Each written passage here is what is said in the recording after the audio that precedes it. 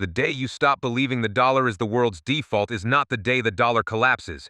It is the day you realize you have been living inside a trap designed to keep you dependent and distracted. In 2026, people are losing jobs to AI, inflation keeps chewing the edges off every paycheck, and housing costs have become a permanent rent treadmill. So when you hear that Russia and China are building a new payment system to replace SWIFT, your brain tries to do the easy math. New system equals dollar death, right? Wrong. The painful truth is simpler and more brutal. Even if a new system appears, the dollar does not need to fully collapse to hurt you. It only needs to stop working the way you were promised, quietly, gradually, and with plausible deniability. This is not financial advice, this is financial education. I want you to understand the mechanics behind global payments, why money can stay strong while your life gets weaker, and why replacement narratives often serve the interests of people who already have power. Let me start with a story. Picture you in 2026, a normal person with a normal job, doing everything right. You pay rent, you pay bills. You try to save a little. You might even have a retirement plan in the form of a 401k or a pension that promises benefits you are not allowed to see in full until you get old. Now imagine a trade between countries that should be simple. Japan buys something expensive from Germany. The classic example is a car company, because it makes the logic easy. In the old world, everyone agrees on one currency for settlement, the world's common language. That common language is the US dollar, because decades ago the United States built a system where everyone would accept it for cross-border trade. Once that happens, the whole world stops needing bilateral negotiations. Germany does not need to care what Japan prefers. Japan does not need to care what Germany prefers. Everyone settles in the same unit. That reduces risk. It speeds up payments. It makes contracts enforceable. It makes global business feel like it is working, because it is working for the people who control the pipes. But now take your imagination one step further. In our story, Japan wants to buy the German Porsche using Japanese yen. Sounds fair until you ask a basic question. Would Germany accept yen that Japan can print freely? Or would Germany insist on converting yen into something that Germany trusts, like dollars or euros? The reason is not magic. It is exchange rates. If the yen has been losing value, Germany is not going to accept a currency that buys less tomorrow than it buys today. So instead of an easy trade, you get a middle layer. Japan sells its product and receives the currency it needs to pay. Germany sells its product and receives the currency it needs to buy. That middle layer creates friction. It creates a tax that is not called a tax. It is called currency mismatch. And it is one of the quiet mechanisms that decides who gets rich and who stays trapped. Now you have to understand what people mean when they say SWIFT or a similar payment network. SWIFT is not just an app, it is plumbing. It helps banks send payment messages across borders. It is how financial institutions coordinate settlement at scale. When SWIFT works with the dollar system, trade becomes easier because contracts and settlement are standardized. But when countries want independence, they do not just build a new road, they also have to decide what cars run on it. What fuel is accepted? What payment rail gets prioritized? What currency is trusted enough to make business happen without endless discounting? Here is the part nobody wants to say out loud. A replacement payment system does not automatically replace the dollar's power over your life. The dollar can remain dominant even if some trades bypass SWIFT. The dollar does not only live in the messages, it lives in global balance sheets, in debt pricing, in collateral rules, in who can borrow cheaply, and in who gets punished when politics turns ugly. And 2026 is not a normal year to test that theory, because in 2026, AI disruption is accelerating. Middle-class jobs are disappearing faster than the learn-to-code crowd ever admitted. Inflation may be lower than its peak, but your purchasing power is still damaged. Housing costs are detached from wages in the United States, the United Kingdom, Canada, and Australia. Wealth is concentrating at the top 1% faster than ever. Retirement systems are cracking under aging populations, and the retirement age keeps getting pushed back like a delayed bill you cannot avoid. Now put all that pressure into one sentence. If global trade ever becomes harder, the first thing that breaks is ordinary people's stability. Not the billionaires' plans. Their stability is resilient. Your stability is the variable they manage. So let's talk about why countries even consider replacing the dollar or SWIFT. The common narrative sounds logical. America uses the dollar and SWIFT to control other nations. They freeze assets, they sanction banks, they punish transactions, and you are told that if another system exists, they will finally escape US leverage. But here is the uncomfortable understanding. US leverage is not just about messages, it is about issuance. When the United States runs trade deficits or capital deficits, foreigners end up holding dollar assets. They need dollars for payments, for debt, for safety, for collateral. That means dollars flow back into US markets. And when dollars flow back, US investors and US corporations get a powerful advantage. They can finance at relatively low cost, and they can attract global capital. That is the engine behind why the stock market and bond market can keep setting records even while real households struggle. If you want a clean analogy, think about a casino. You can build another entrance to the casino. But if everyone is required to exchange chips into the casino's chips before the game, the casino still wins.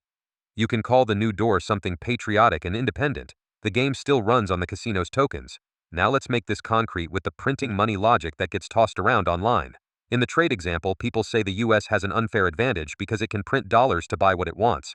That argument is not totally wrong, but it is often simplified to the point of nonsense. The real mechanism is this. If a country uses a currency that the world needs, that currency behaves like a global credit line. Other nations hold it because they need it. That demand can absorb deficits. It can smooth financing costs. It can make it easier for the US to purchase goods and services from abroad without immediately suffering the same inflationary shock other countries would face. But that does not mean printing money is free. In the long run, higher dollar issuance can lead to currency depreciation and inflationary pressures. The key trick is timing and distribution. When inflation hits, who pays? Usually not the people who benefit from the capital flows. The costs trickle down to people who have fixed wages, fragile savings, and no access to hedging. So when you hear claims like, the dollar will be replaced, be careful. Replacement can happen in slices. It can happen in narrow categories. It can happen through partial networks. And even if it happens, it does not create immediate freedom. It creates complexity. Complexity is where regular people lose money. And there is another layer. In 2026, even alternative payment ideas collide with sanctions enforcement. You can build a new rail. You still have banks, correspondent banking relationships, regulatory compliance, and capital controls. You still have the reality that many institutions do not want to risk losing their access to the dollar system. So you end up with a world where bypassing the dollar is hard unless you already have leverage, political cover, or something to barter that everyone else wants. That is why the story about Russia and China matters, but it is not the fairy tale people hope for. Let's do a micro story. Imagine a small importer in India in 2026. They want energy at a stable price. They are not thinking about geopolitics every day. They are thinking about margins. They are thinking about keeping factories running. So they agree to buy Russian oil because the oil is discounted and available. They want to pay in rubles or in a regional currency. They negotiate a deal. Then Russian traders come back and say, we cannot settle in your currency the way you want. We need something tradable into assets we can use to operate internationally. We need a currency that can move through banks without getting blocked. We need liquidity. And India says in international deals we only accept dollars for certain settlement paths. So what do you get? You get a deal where one side sells energy, receives a pile of currency they cannot easily spend where they need to spend, and then the market forces them into conversions. In other words, even when you try to avoid the dollar, exchange rates and liquidity preferences drag you back into dollar-shaped constraints. Now bring this back to ordinary people. If these conversions get worse, costs rise. If costs rise, prices rise. If prices rise, the inflation you thought was gone returns in a different form. Not always as headline inflation. As higher insurance premiums, higher import costs, higher credit costs, higher borrowing spreads, and in 2026, credit is already a battlefield. Interest rates might have come down from their peaks, but many borrowers feel the aftershock. The cost of capital remains high compared to the easy money years. If you have debt, you know the lower rates headlines do not automatically help your monthly payment. If you have a mortgage, you know how brutal housing costs are when refi windows close. If you are unemployed or underemployed, you know how quickly savings become a memory. Now, here is where the script usually flips into conspiracy. People start screaming about secret wars and hidden controllers. I am not doing that. I am telling you the mechanism that keeps repeating. In global finance, dominance is maintained not only by one network but by the ecosystem around it. That ecosystem includes trusted settlement practices, legal frameworks, collateral valuation, and the willingness of major banks to clear transactions without getting burned. So when Russia and China talk about building alternatives, the most honest interpretation is not that the dollar is instantly doomed. The most honest interpretation is that they are trying to reduce vulnerability to sanctions and transaction blocking. They are trying to avoid being cut off at the worst moment. And that matters because in 2026, the cost of being cut off is not theoretical. It is immediate. It is supply chain disruption. It is inability to receive payments. It is inability to buy components. It is inability to pay for shipping and insurance. It is the kind of disruption that climate-driven economic shocks make even worse, because insurance markets collapsing in flood and fire zones forces companies to reprice risk constantly. When risk reprices, liquidity tightens. When liquidity tightens, trade slows. So yes, a new payment system can be part of a sanctions workaround, but it does not magically remove the underlying advantage of the dollar. It changes the pathway. The cost still exists, the friction still exists, and the friction always taxes the people with the least bargaining power. But now you want the real gut punch. Even if you believe the dollar will not collapse, you still need to ask a different question. What if the dollar stays strong enough to preserve the US financial system while everyday Americans get weaker anyway? Because that is what has been happening. You can see it in the disconnect between stock market highs and real household stress. You can see it in the fact that the top 1% collects a bigger share of capital gains, while wages do not keep up with living costs. You can see it in retirement crises where pensions are underfunded and Social Security is delayed or stretched, depending on the political mood. And you can see it in the job market. The AI boom did not just create new opportunities, it also eliminated roles that used to be stable stepping stones for the middle class. In 2026, AI can generate code, draft documents, process customer service tickets, and automate parts of accounting. That means upskilling became a joke for anyone who was told the path was straightforward. If AI can do the work cheaply, the market pays less. If the market pays less, you need more hours, more gigs, more borrowing, more compromises. Now let's connect back to payment systems. When trade becomes more complicated, costs increase. When costs increase, governments and central banks face more pressure. And when central banks adjust rates, it does not land evenly. Rate hikes hurt borrowers and asset owners differently. A person with a fixed job but no assets absorbs the shock. A person with diversified holdings absorbs the rebound better. This is how inequality grows under the surface. The Fed can claim success when inflation cools. It can say rates will stabilize. But stabilize does not mean repair. Purchasing power does not automatically return to 2019 levels, and if your rent rises faster than your salary, you can be technically employed and still be financially drowning. So when people talk about the dollar losing dominance, your mind goes to dramatic headlines. What you do not want to look at is the slower reality. Even in a world where the dollar remains dominant, the financial system can still shift risk onto households. Now I want to go deeper into the story you heard about China helping Russia. People say if the dollar collapsed, China would suffer too, because China holds massive amounts of dollar assets. That is true. China has reasons to prevent a sudden collapse. Nobody wants a fire they cannot extinguish. But here is the part that turns the whole thing into a darker lesson for you. China does not need the dollar to collapse for its strategy to succeed. It needs the dollar's dominance to be less absolute. It needs more optionality. It needs more routes to trade when sanctions threaten to slam shut the old ones. That is not revolution. That is risk management. And risk management is where ordinary people rarely benefit. Risk management is a luxury good held by large institutions, big exporters, and the elite who can move money across borders quickly. If your bank account is normal, your ability to hedge is limited. If your job is normal, your ability to survive price shocks is limited. Now, about Bitcoin. In the transcript you provided, the discussion implies Bitcoin could replace the dollar. Let's be blunt. Bitcoin is not a payment system replacement in the way people romantically imagine. In 2026, regulated exchanges exist, custodians exist, and institutional flows matter more than retail enthusiasm. Realistically, Bitcoin is more like a speculative asset and a reserve for certain players, not a universal trade rail. It can be transferred. But trade invoicing and trade settlement still need reliability, liquidity, and legal enforceability. So if you are waiting for Bitcoin to free you from banks, understand this. Many banks and institutions now control access to crypto markets through custody, derivatives, and regulated infrastructure. The dream of decentralization does not disappear, but the practice becomes centralized where it matters most. Now the pattern interrupts. You were told the world is moving away from Swift and the dollar. But while that story is being sold, a more important reality is happening quietly. The wealth concentration keeps accelerating. Top 1% ownership keeps rising. The global debt level keeps climbing above $300 trillion. And that debt must be serviced somehow. Debt servicing usually means interest payments. Interest payments usually mean capital must keep flowing into the systems that can price and clear it. In practice, that is still the dollar system and the US. Capital markets, even if some nations add alternatives around the edges.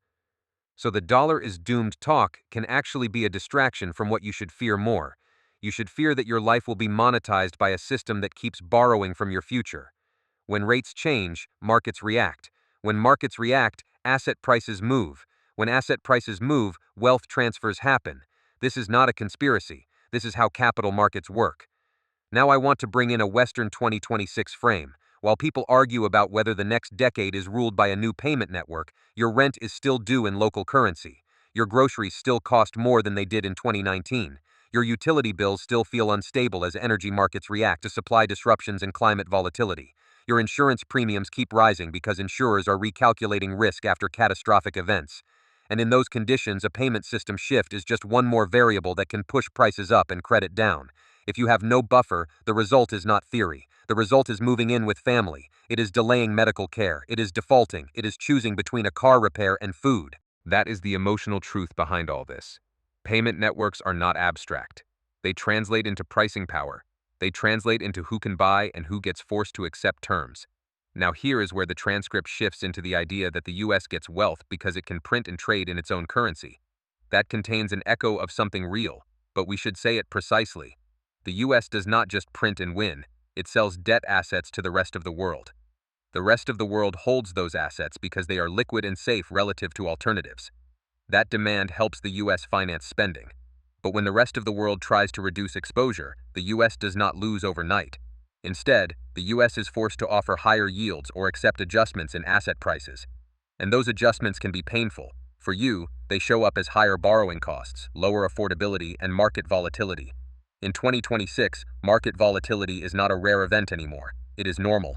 The same month you hear about rates stabilizing, you also hear about a regional bank stress event, or a commercial real estate shock, or an insurance market collapse in a specific state or province. Those events do not always crash the whole system. They still shake the people at the bottom hardest. Remember that nurse I mentioned. Let me bring him back, because his story matters. Picture David, a 32-year-old nurse in the United States, working rotating shifts, exhausted, reliable, and proud. He keeps his life stable, rent paid, student loans managed, a modest retirement contribution. In 2020, he believed the advice he heard everywhere: work hard, maybe learn new skills, secure a future. Then AI rolled in. The hospital installed AI scheduling tools, predictive analytics, and automated administrative workflows. Some tasks disappeared. It was not heroic. It was administrative cost-cutting. David did not lose his job immediately, but his workload shifted. Documentation became more automated. Staffing became leaner. Overtime became less available in exchange for flexibility. Meanwhile, his cost of living rose. Food rose. Rent rose. His insurance premium rose. He hears on the news that inflation is down, that the economy is resilient. He also knows his life did not get better, his salary did not jump, his purchasing power did not rebound to 2019.